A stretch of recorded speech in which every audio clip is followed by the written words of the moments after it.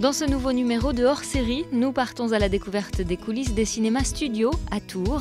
Eau de rue des Ursulines, on ne fait pas que projeter des films, on essaie surtout de créer un lieu de vie convivial et ouvert à tous.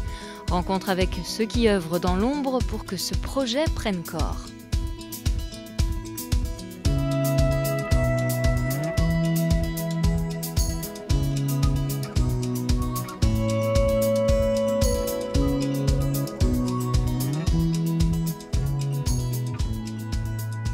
On est dans la cabine, en fait on appelle ça le multiplex, c'est une cabine qui réunit la plupart des salles de cinéma.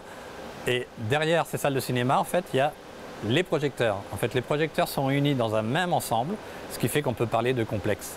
Donc là, de ce côté-là, on a 5 salles. Les studios comportent 7 salles. Donc là, 5 de ce côté-là et 2 de l'autre côté qui sont les plus grandes salles. Donc ce sont des projecteurs numériques, puisqu'on est passé au numérique depuis une dizaine d'années déjà. Et ce qui fait que maintenant, le bruit que l'on entend là, ce sont la marche normale des projecteurs numériques. Donc là, on a les deux projections. La nouvelle installation comporte le projecteur et le serveur numérique.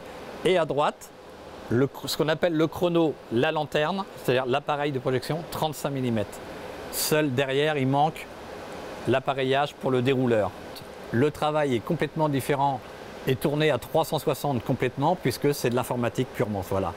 Donc il faut toujours être aussi vigilant, d'autant plus maintenant avec les bugs, les petits problèmes techniques informatiques, alors qu'avant, à 35, ça cassait, on l'entendait.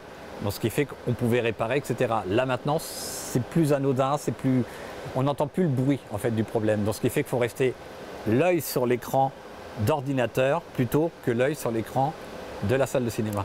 Pour démarrer la séance, on fait play, ça c'est sûr, mais en amont, il y a tout le travail du montage qui se fait numériquement, donc ce qui fait qu'on fabrique des playlists. On met les courts-métrages, on met les bandes-annonces, on met la publicité dans certaines salles, ce qui fait que l'ensemble de la playlist qui forme la séance, on doit la fabriquer avant qu'elle n'existe et qu'on l'enregistre sous un nom qui correspond à la séance.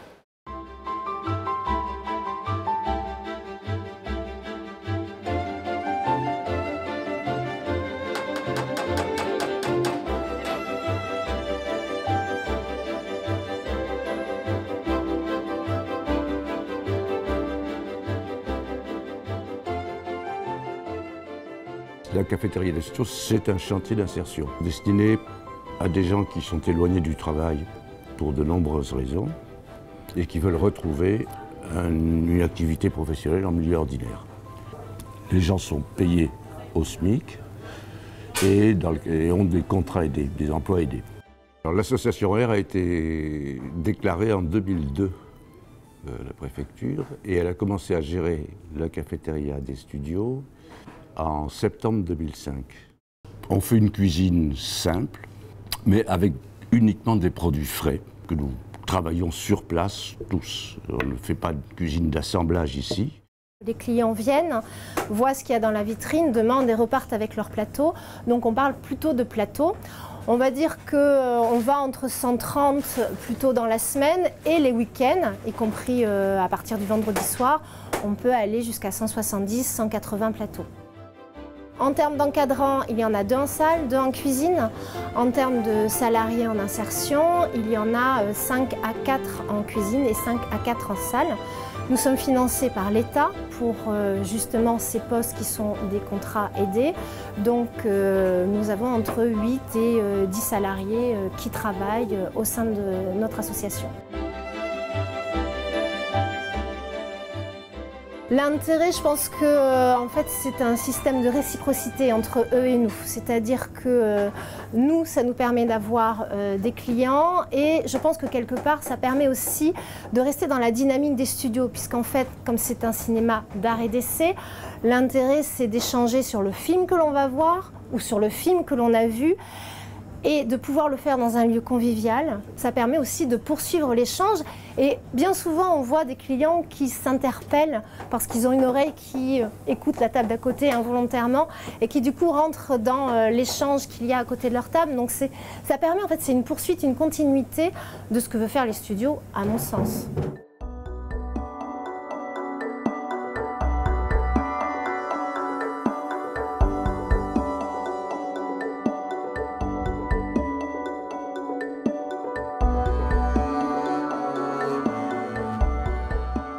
Nous sommes dans la bibliothèque des cinémas studios, donc avant les gens connaissaient plutôt une cafétéria à cet endroit-là. Depuis 2006, c'est une bibliothèque sur 2 niveaux. C'est une bibliothèque spécialisée. Il en existe 7 comme celle-là en France, la plus grande est à Paris. Notre fonds est constitué essentiellement de documents sur le cinéma, avec des livres donc, qui vont traiter des réalisateurs et réalisatrices, ceux qui font les films, des livres sur la technique, et puis très important pour les cinémas studios, c'est tout ce qui concerne les cinématographies des différents pays, ça va de l'Asie à l'Afrique, etc.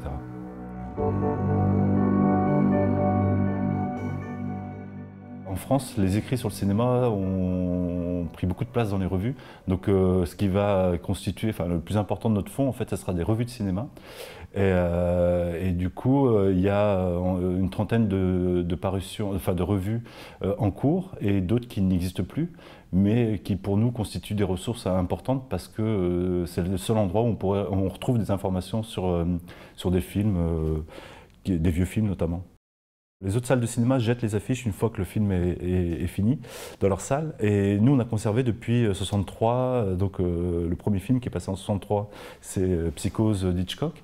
Et du coup, on a conservé toutes nos affiches, d'une part parce que certains films ressortent dans nos salles, et puis ça permet, ce que je vous disais, donc, vu que c'était le premier élément pour découvrir un film, ça permet de se replonger aussi sur la découverte du film, ou en tout cas ce que les réalisateurs ou les distributeurs souhaitaient mettre en avant du film à partir de l'affiche.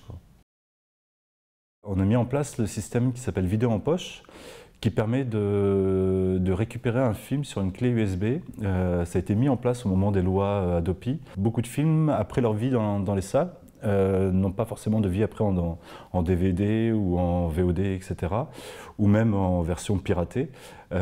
Du coup, ça permet de rétribuer les ayants droit et puis de pouvoir revoir ou voir des films qui sont parfois passés inaperçus, mais qui sont des petits bijoux. Je pense à Aïda, aux Toilettes du Pape. Les gens ne le connaissent pas forcément. Ce n'est pas des films élitistes, etc., des fois très drôles. Mais c'est super à voir. Et du coup, avec sa clé USB et 5 €, on vient charger son film ici à la bibliothèque des studios.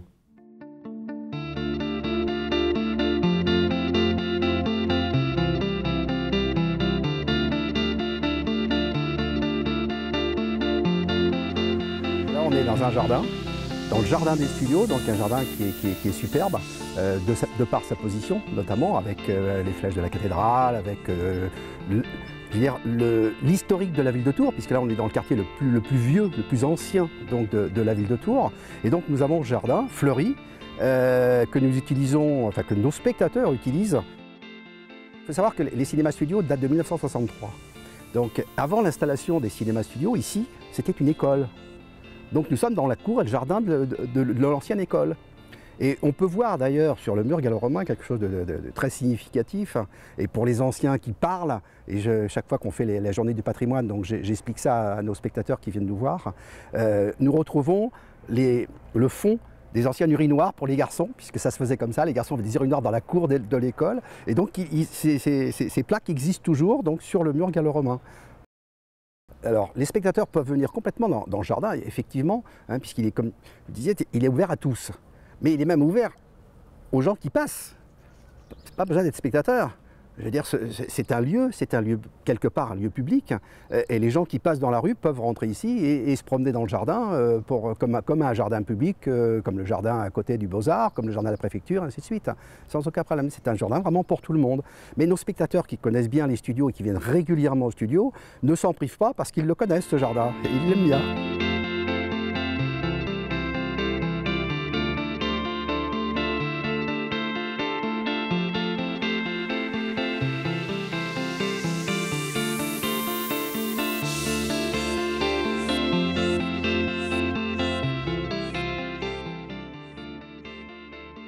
Les cinémas studios, justement, on dit souvent que ce n'est pas un cinéma comme tous les autres, un cinéma un peu particulier, avec des lieux de vie.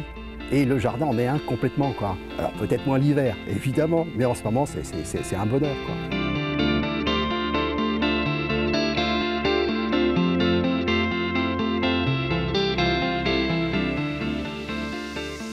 Les cinéma studio, c'est un foisonnement de vie, avec un cinéma en principal, mais aussi une cafétéria, mais aussi une bibliothèque, 60 bénévoles, 17 salariés, voilà, 350 000 spectateurs par an.